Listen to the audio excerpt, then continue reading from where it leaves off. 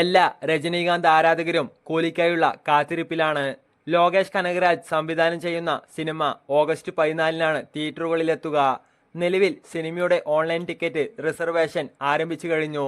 നിലവിൽ അതിഗംഭീര പ്രതികരണമാണ് സിനിമയ്ക്ക് ഓൺലൈൻ ടിക്കറ്റ് റിസർവേഷനിൽ ലഭിക്കുന്നത്. കേരളത്തിൽ നിന്ന് ഇതോടകം 3 കോടിക്ക് മുകളിൽ പ്രീസെയിൽ കൂലിക്ക് നേടാൻ കഴിഞ്ഞുവെന്നാണ് റിപ്പോർട്ട്.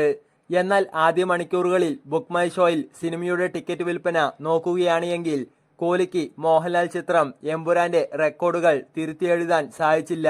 കോഹ്ലിക്ക് ഒരു മണിക്കൂറിൽ ഏറ്റവും അധികം ബുക്ക് മൈ ഷോയിൽ ടിക്കറ്റ് വിൽപ്പന വന്നത് 50.65 കെ പെർ ഹവർ ആണ്. എന്നാൽ എമ്പുരാന് ലഭിച്ചത് ഒരു മണിക്കൂറിൽ 96.14 കെ പെർ ഹവർ ആണ്. ബുക്ക് മൈ ഷോയുടെ ചരിത്രത്തിലെ തന്നെ ഏറ്റവും അധികം ഉയർന്ന കണക്കാണ് ഇത്. അതോടൊപ്പം എമ്പുരാൻ പ്രീ സെയിലിലൂടെ 3 മണിക്കൂറുകളിൽ 4.12 കോടി കേരളത്തിൽ നിന്ന് സ്വന്തമാക്കാൻ സാധിച്ചിട്ടുണ്ട്.